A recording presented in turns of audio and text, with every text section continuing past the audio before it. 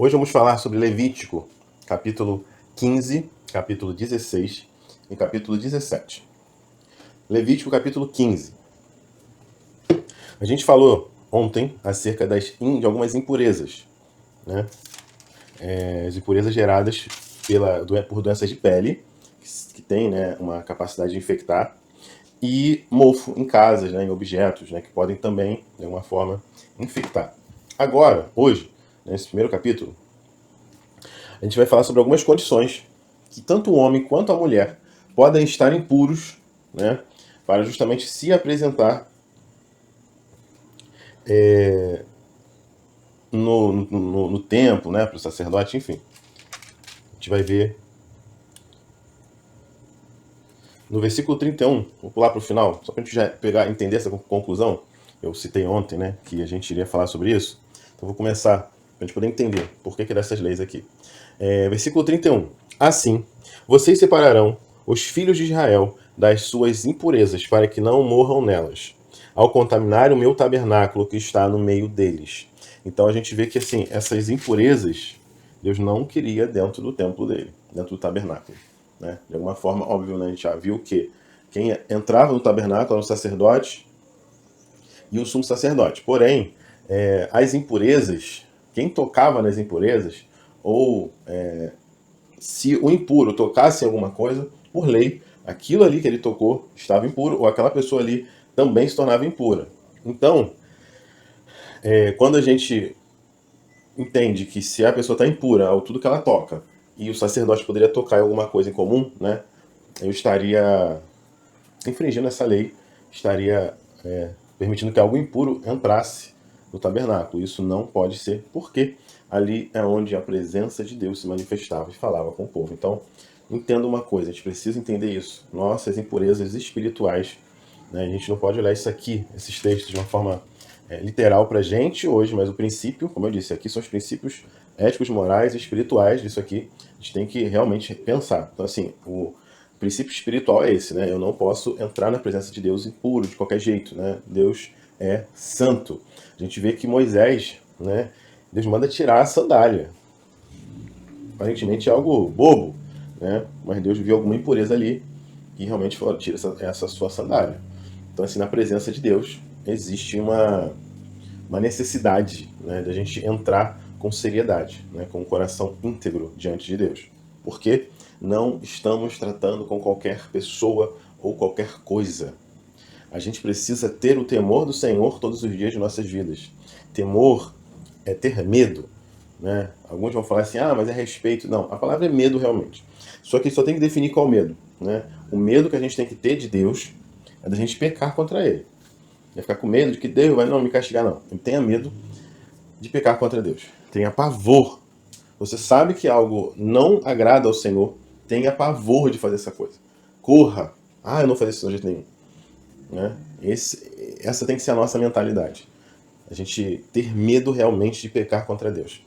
Deus, ele vai aparecer, né, no Monte Sinai, que a gente viu anteriormente. Ele aparece no monte, aparece de uma forma tão gloriosa, né, assim, que causou medo neles. E Moisés vai falar, gente, Deus está vindo assim para que vocês tenham medo de pecar contra ele.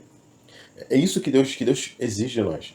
Né? Adentrar na presença de Deus, estar diante do Senhor. Né? E hoje a gente tem um desafio tão grande, porque hoje o Espírito Santo habita em nós. Nós nos tornamos o tabernáculo. Então não dá para a impureza entrar em nós, porque nós estamos dentro de nós, né? A presença, a glória de Deus, ela se manifesta dentro de nós com a pessoa do Espírito Santo. Então, se ele está aqui dentro de nós, o que a gente faz, o que a gente pensa, o que a gente sente, o que a gente olha, né? Onde a gente vai, precisa ser santo, porque o Espírito que habita em nós, ele é santo. Então, assim, eu não posso estar em qualquer lugar. Mas alguém fala assim, mas Jesus, ele estava com os pecadores, Jesus estava com as pessoas de má fama. Sim, eu não estou falando isso. Se for necessário, a gente vai estar sim com as pessoas. Não é esse o ponto. Mas a questão é eu vivenciar as práticas pecaminosas de outras pessoas. Eu estar numa festa de alguém que não professa a minha fé não quer dizer que eu vou fazer as mesmas coisas que ela. O problema é que às vezes a gente está nesses lugares e faz exatamente conforme eles fazem. E aí é o problema. E aí começa a impureza. Então, quando a gente lê essas leis de impureza, entendam isso, né? que a gente precisa, o rigor, né, naquele tempo, para entrar na presença, para estar, ver que são coisas até naturais do corpo. Ele fala assim, até isso eu não quero que vocês toquem, né, porque isso vai de alguma forma macular, né, o tabernáculo. Porque a gente vai ver sobre sangue, algumas substâncias assim. Então, assim, nem isso eu quero. Né? Para aquele tabernáculo ali, a regra era essa. Óbvio que hoje a gente não tem essa regra mais, até porque, por questões sanitárias, a gente consegue resolver alguns desses problemas que a gente vai ver ali. Né? Nem todos ali hoje uma pessoa vai precisar ter esses problemas.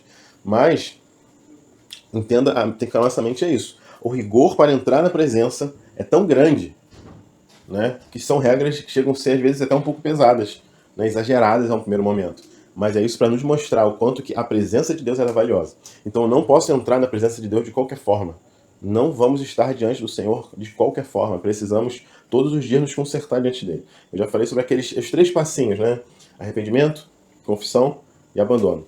Esse é a nossa forma, né, de nos livrar dos nossos pecados. Né? A gente se arrepender, realmente, entender que a gente está errado naquela situação ali, né, de acordo com a palavra. Não, caraca, realmente, isso aqui Deus não gosta, eu fiz. Né? A segunda coisa é confessar. Falar, Senhor, eu fiz isso e isso. Né? Tem misericórdia de mim. Sou pecador. E abandonar. Não adianta eu ler, oh meu Deus, chorar, falar com Deus, não sei o que lá, e eu continuar fazendo as mesmas coisas.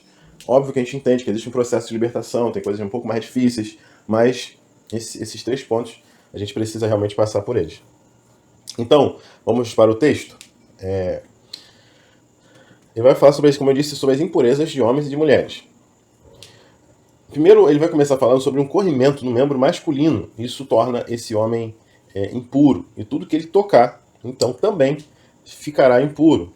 E semelhante às outras impurezas, né, vai ser examinado pelo sacerdote após 7 dias. Né, ele vai lavar toda a roupa, ele vai tomar banho, então ele vai ficar puro. E ao 8º dia, ele vai trazer duas aves. Né? Uma vai ser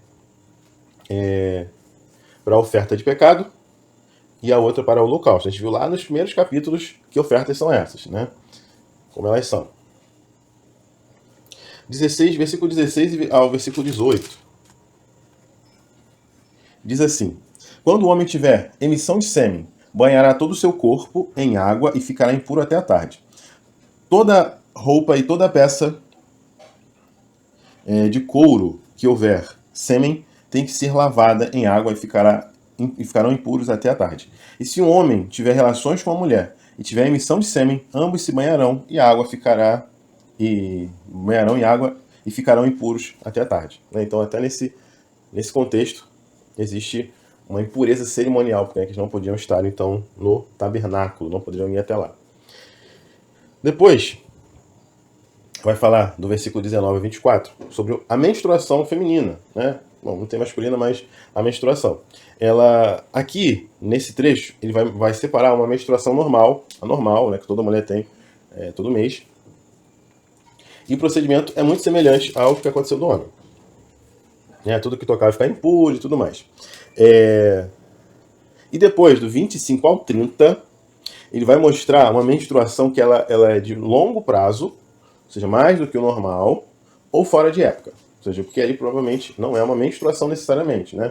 É algum problema, alguma doença que a mulher está, né? Que pode estar gerando aquilo ali, algum descontrole, enfim, né? Que possa estar gerando isso aí. E nesse período também, o critério, né, para impureza é o mesmo, né? Vai ficar isolado, separado, o que tocar, tudo que ela tocar, o que tocar nela vai se tornar impuro, enfim. E semelhante ao do homem, né? Após esse período, né? Ela vai oferecer uma oferta para pecado e um holocausto, né? Lá no outro a gente viu que um animal era solto. Aqui a gente vai ter os 2 mortos. Versículo 31. A gente já leu, mas só para a gente deixar organizado aqui a ideia, diz assim: assim vocês separarão os filhos de Israel de suas impurezas para que não morram nelas, ao contaminar o meu tabernáculo que está no meio deles. A gente viu que são aparentemente coisas razoavelmente naturais, né? Algumas não são doenças tão graves aqui. É uma menstruação que é um processo natural, mas mesmo assim o rigor de entrar na presença de Deus, né, no tabernáculo ali no átrio, toda aquela região ali, era necessário fazer a separação de quem está impuro, né? Isso eu falo que, como eu falei, né, é o rigor de estar diante da glória de Deus. gente precisa realmente pensar acerca disso. Levítico 16. Aqui a gente vai falar sobre alguns assuntos, sobre expiação e sobre alguns sacrifícios. Vamos lá, vamos que esse capítulo tem vários pontos para a gente conversar aqui. O primeiro deles é o dia da expiação. A gente vai encontrar esse texto do versículo 1 até o versículo 10. E eu, apesar de ser um trecho um pouco extenso, eu quero ler, porque a riqueza de detalhes desse texto aqui, eu acho que seria difícil eu conseguir resumir, né, de uma forma que eu conseguisse pegar toda a ideia do texto e sem perder nenhuma informação. Vamos ler aqui. Eu vou lendo, vou dando umas pausas e a gente vai comentando alguns pontos aqui. O Senhor falou a Moisés, depois da morte dos filhos de Arão, quando estes chegaram diante do Senhor e morreram. Então aqui não é uma ordenança do Sinai, né, dos 10 mandamentos. No Sinai Deus trouxe algumas ordenanças, né, alguns mandamentos, algumas leis, e isso que está sendo falado aqui não aconteceu lá no Sinai. Foi depois, né, ou seja, depois do Sinai, Deus continuou falando com o povo, né, continuou falando com Moisés, né, com o povo através de Moisés. Então vamos lá, versículo 2. O Senhor disse a Moisés: diga a seu irmão Arão que não entre no santuário a qualquer hora, para dentro do véu. Ou seja, no Santo dos Santos ele não podia entrar a qualquer hora. Diante do propiciatório que está sobre a arca, para que não morra, porque aparecerei na nuvem sobre o propiciatório. Mas é assim que Arão deverá entrar no santuário. Vamos ver agora, ele é o sumo sacerdote, e não é qualquer um, vamos dizer assim. Ele não é alguém do povo que não tem permissão para entrar. Ele não é um sacerdote, que o sacerdote poderia entrar no lugar santo, mas não no Santo dos Santos. Mas ele é o sumo sacerdote, né? O único autorizado a entrar, então, no Santo dos Santos. E mesmo assim o texto vai nos dizer que tinha uma restrição até para ele. Continuando, né? Que ele vai entrar nesse lugar santíssimo, né? No santuário, com um novilho para oferta pelo pecado e um carneiro para o holocausto. Ele vestirá a túnica sagrada de linho, terá as calças de linho sobre a pele, porá o cinto de linho na cintura e se cobrirá com a mitra de linho.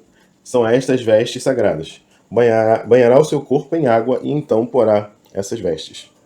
Da congregação dos filhos de Israel, pegará 2 bodes para oferta pelo pecado e um carneiro para o holocausto. Arão trará o novilho da sua oferta pelo pecado e fará expiação por si e pela sua casa. Então a primeira coisa que o sacerdote ele ia fazer é uma expiação pelos seus próprios pecados e pela sua casa. Isso aqui muito me intriga porque realmente para a gente ministrar, né, para alguém a palavra, para a gente fazer todas essas coisas, dentro de casa tem que estar organizado, né? Porque é dentro de casa que começam as coisas, né? Arão tinha que estar com a casa dele em ordem, né? Tinha que expiar pelos seus pecados o pecado da sua casa. Isso aqui me fala muito sobre a nossa preocupação e responsabilidade dentro da nossa casa, né? Quanto a gente precisa buscar realmente que os de dentro de casa estejam firmes e firmados em Cristo Jesus. Alguns vão dizer, mas nem todos aqui estão. Sim, a gente não consegue controlar todas as coisas, infelizmente, não pode converter ninguém. Mas enquanto é possível, e quando é possível, principalmente quando é criança, é hora de ensinar, né? E quando a gente passa desse momento de não poder só ensinar, fica a oração. Claro, né, a oração é desde o começo, mas chega um momento que é realmente interceder. Mas a orientação aqui é realmente que a casa de Arão, o sumo sacerdote, esteja em dia. Também pagará os 2 bodes e porá diante do Senhor à porta da tenda do encontro. Lançará a sorte sobre os 2 bois, uma sorte para o Senhor e outra sorte para o bode emissário. Arão fará chegar o bode sobre o qual caiu a sorte para o Senhor e oferecerá por oferta pelo pecado. Ou seja, vai ter 2 bodes. Um é para o Senhor, o outro é o emissário. O para o Senhor é o que vai ser morto. Mas o bode sobre o qual cair a sorte para bode emissário será apresentado vivo diante do Senhor para fazer expiação por meio dele e enviá-lo ao deserto como bode emissário. Então, o segundo vai ser solto. A gente já viu isso aqui com as aves, né? É um pouco parecido o princípio aqui. Então, isso é sobre a expiação, o dia da expiação, né? Ele ofereceria sacrifício para si, para sua família, para o seu povo, e entraria uma vez, né, só nesse momento, no Santo dos Santos. Depois, vai falar sobre 2 sacrifícios. O primeiro sacrifício é pelo próprio sumo sacerdote, né, o que ele vai agora dar mais detalhes. Está do versículo 11 até o versículo 14. E aqui o texto vai dar os detalhes de como deveria ser esse sacrifício. E depois, do versículo 15 até o versículo 28, a gente vai ver o sacrifício pelo povo. Né? Aqui, no primeiro momento, é a instrução. Agora, vamos dizer assim, são os detalhes, né? Vou dando os detalhes aqui. Daqui eu vou ler só alguns versículos, eu não vou ler todos, só para a gente também não ficar muito extenso, mas a gente conseguir, pelo menos, entender um pouquinho melhor. Versículo 15 e versículo 16 primeiro, vamos ler. Depois, matará o bode da oferta pelo pecado, que será para o povo. Trará o sangue do bode para dentro do véu e fará com que esse sangue, como fez com o sangue do novilho, ele o aspergirá no propiciatório e também diante dele. Assim fará expiação pelo santuário, por causa das impurezas dos filhos de Israel e por causa das suas transgressões e de todos os seus pecados. Fará o mesmo pela tenda do encontro, que está com eles no meio das suas impurezas. Então, assim, lembra que Deus fez toda uma lei para poder manter impuro? Então, mas mesmo assim, o rigor de estar na presença de Deus era tão grande que, mesmo assim, ainda tinha chance, né? Obviamente acontecia das impurezas do povo. Então, ainda assim, tinha que ser feito um sacrifício por conta disso. Isso é interessante justamente porque, como eu disse, né? Estar na presença de Deus é algo tão valioso, cara. Nem o sumo sacerdote, ele tinha, né? Ele podia entrar a hora que ele quisesse. Né? Isso me fala muito ao meu coração. Né? O próprio sumo sacerdote, ele tinha que se curvar uma série de regras, uma série de coisas. E às vezes a gente quer entrar para falar com Deus assim de qualquer forma, né? A gente sabe que tem um Deus acessível. Isso a gente já falou sobre isso. Enquanto Deus, ele quer relacionamento com a gente. Mas, assim, por outro lado, isso também não tira o fato de quem ele é ainda. Continua sendo o mesmo Deus criador dos céus e da terra. É um pai amoroso, mas ele é soberano. Então, como soberano, a gente precisa entrar direito, né, com responsabilidade diante do Senhor. Versículo 17 e 18. Ninguém poderá estar na tenda do encontro quando Arão entrar para fazer a propiciação no santuário, até que ele saia depois de feita a expiação por si mesmo, pela sua casa e por toda a congregação de Israel. Ou seja, ele iria entrar e ninguém entrava com ele. Isso é coisa só o sumo sacerdote, ele precisava trilhar esse caminho sozinho. Então sairá para junto do altar que está diante do Senhor e fará expiação pelo altar. Pegará um pouco do sangue do novilho e do sangue do bode e porá sobre os chifres do altar ao redor. O altar ele tinha nas suas pontas, né? Se a gente de repente não se atentou lá atrás, na hora da descrição, na ponta do altar, nas suas 4 extremidades, tinha uma ponta assim um pouco mais, né, protuberante, como se fosse um chifre mesmo.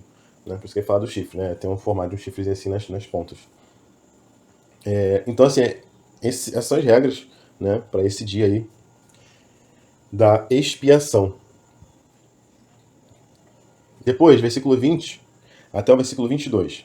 Depois de fazer expiação pelo santuário, pela tenda do encontro e pelo altar, olha, vamos ver que ele já fez por ele mesmo, ele já fez pela sua família, ele já fez pelo povo, ele fez agora, né, tá falando que ele fez pela tenda do encontro e pelo altar. Arão fará chegar o bode vivo, porá as 2 mãos sobre a cabeça do bode vivo e sobre ele confessará todas as iniquidades dos filhos de Israel, todas as suas transgressões e todos os seus pecados, e os porá sobre a cabeça do bode. Depois enviará o bode ao deserto, pela mão de um homem à disposição para isso. Assim aquele bode levará sobre si todas as iniquidades deles para a terra solitária, e o homem soltará o bode no deserto. Então esse bode, né, esse emissário, ele é o bode que vai levar, né, algumas Bíblias vão chamar de bode expiatório, né? Ele vai levar então as transgressões. Deus confessa, ele leva embora. Por isso soltava-se um, né? Um é como o simbolismo estar levando, né, embora todas as coisas. E Cristo ele faz isso por nós, né? Ele leva sobre si também todos os nossos pecados. E o capítulo 16 vai encerrar então falando sobre a expiação uma vez por ano. Vamos ler do versículo 29 ao 34. Isso lhes será por estatuto perpétuo. No 7º mês, aos 10 dias do mês, ou seja, 10 do 7, né, vamos dizer assim, vocês se humilharão e não farão nenhum trabalho, nem o natural da terra, nem o estrangeiro que peregrina entre vocês, porque naquele dia se fará expiação por vocês, para purificá-los, e vocês serão purificados de todos os seus pecados. Diante do Senhor, é o sábado do descanso solene para vocês, e vocês se humilharão. É estatuto perpétuo. Aquele que for ungido e consagrado para oficiar como sacerdote no lugar de seu pai, é o que fará a expiação. Havendo posto as vestes de linho, as vestes santas, fará expiação pelo santuário, pela tenda do encontro e pelo altar. Também a fará pelos sacerdotes e por todo o povo da congregação. Isto lhes será por estatuto perpétuo, para fazer expiação uma vez por ano pelos pecados de Israel, por causa dos seus pecados. E vai concluir dizendo que Arão fez como o Senhor havia ordenado a Moisés. Eu não vou nem falar sobre isso, que eu já falei tantas vezes. A necessidade de a gente fazer exatamente como Deus nos ordena fazer, né? Eu disse no outro áudio que eu não ia parar de falar isso, mas eu preciso insistir, né? A gente realmente precisa ser obediente de forma integral, tudo que Deus nos manda fazer. E assim, esse dia, né, um dia que, como a gente leu no texto, eles iriam paralisar suas atividades, né, porque é o dia de expiação, e nesse dia todos os pecados seriam perdoados, e simboliza justamente o dia que Cristo realmente pagou todos os nossos pecados, só que aqui era anualmente, só que o que Jesus fez foi de uma vez por todas, né, com o sacrifício dele, nossos pecados foram perdoados de uma vez por todas. Aqui não, aqui foi por um tempo, né, só um ano, todo ano, com Cristo, todos os nossos pecados foram integralmente perdoados, né? E obviamente, né, a gente precisa ainda daqueles 3 passos, né? Se arrepender, confessar e abandonar, porque a gente continua pecando. Mas hoje a gente tem acesso a esse perdão através da pessoa de Cristo Jesus. Levítico 17.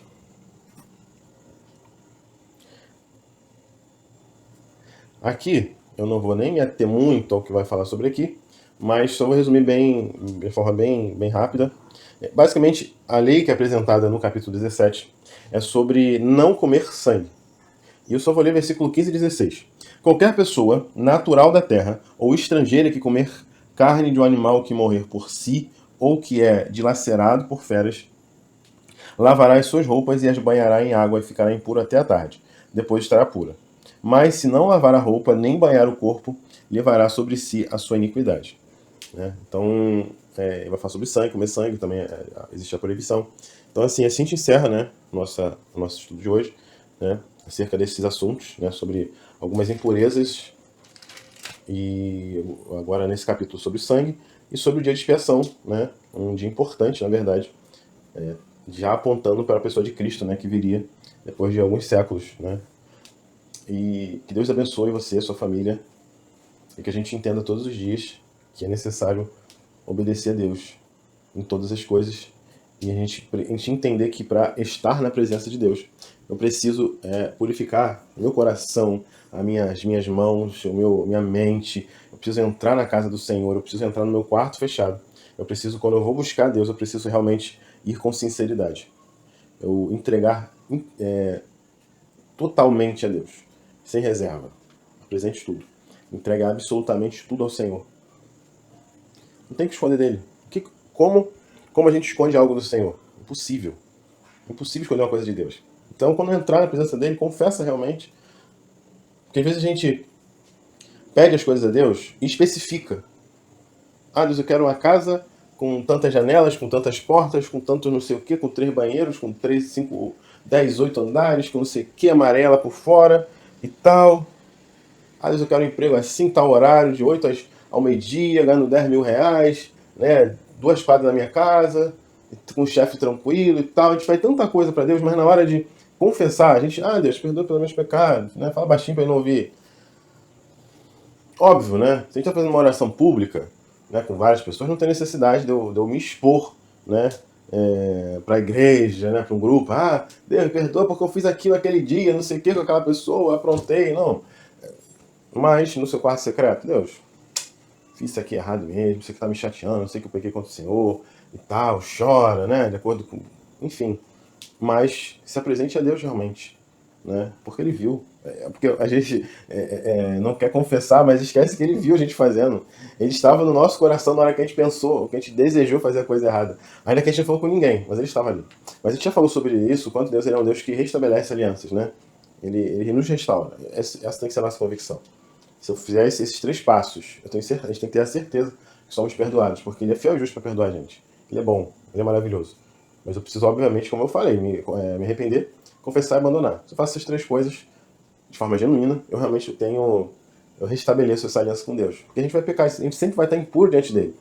Por isso que era necessário tanto sacrifício, o tempo todo algum animal era morto, o sangue era derramado, porque nós pecamos o tempo todo. E quando Jesus derrama o seu sangue na cruz, aí se torna definitivo.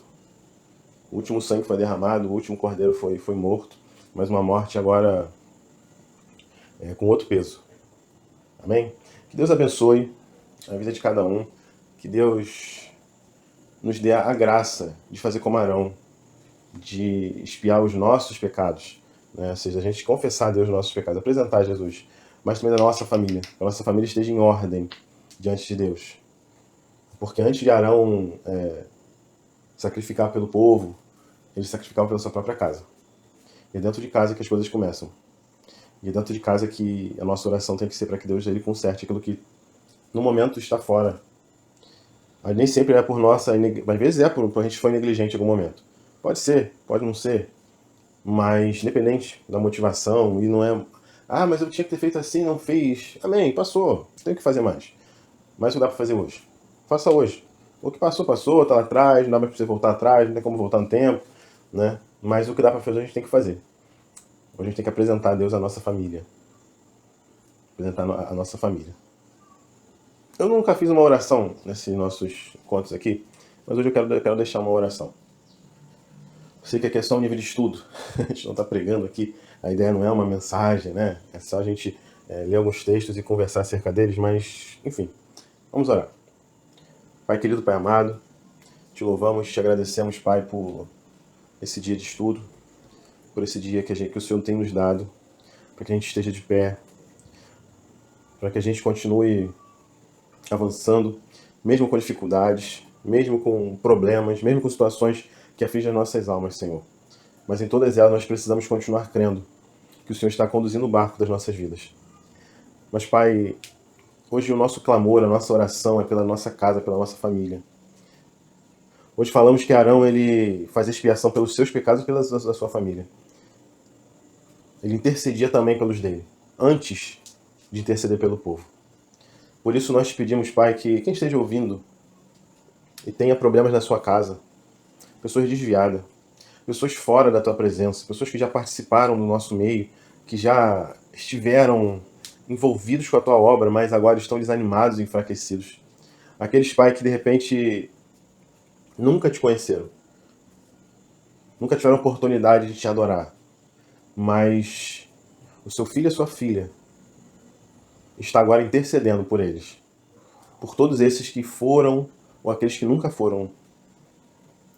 E que o Senhor tenha misericórdia dos nossos parentes, que o Senhor tenha misericórdia dos nossos filhos, nossas filhas, nossos pais, nossas mães, nossos tios, nossas tias, nossos avós, nossos netos. Que o Senhor venha, Pai querido, trazer para o meio todos aqueles que por algum motivo saíram, que se desviaram, que alguma coisa entristeceu seus corações, que a sua fé foi abalada por algum motivo, foi reduzida por algum motivo. Mas que o Senhor venha trazer de volta, Senhor. Que o Teu Santo Espírito venha tocar nessas vidas. Que o Teu Santo Espírito venha, Pai querido, realmente fazer uma transformação, um renovo nessas almas. E que eles possam novamente ter essa fé em Cristo Jesus, nosso Senhor. E, Pai, também eu oro, eu clamo por aqueles que nunca Te conheceram, Senhor. Que o Senhor venha visitá-los nessa hora. Que o Teu Santo Espírito, Pai querido, venha pairar sobre o coração deles. Assim como Ele fez lá na criação, que pairava sobre a face do abismo, já preparando para a palavra que iria ser proclamada por Ti, Senhor. E que o Senhor venha pairar no coração, já aquecendo, já preparando, para que a Tua palavra venha para esses corações e eles Te reconheçam como Senhor. E dessa forma possam proclamar o Seu nome, invocar o nome do Senhor, porque a Tua palavra nos diz que todo aquele que invocar o Teu nome, esse é salvo. Senhor, que o Senhor venha visitar as nossas famílias. E, Pai, tem aqueles também da nossa casa, que estão na Tua presença.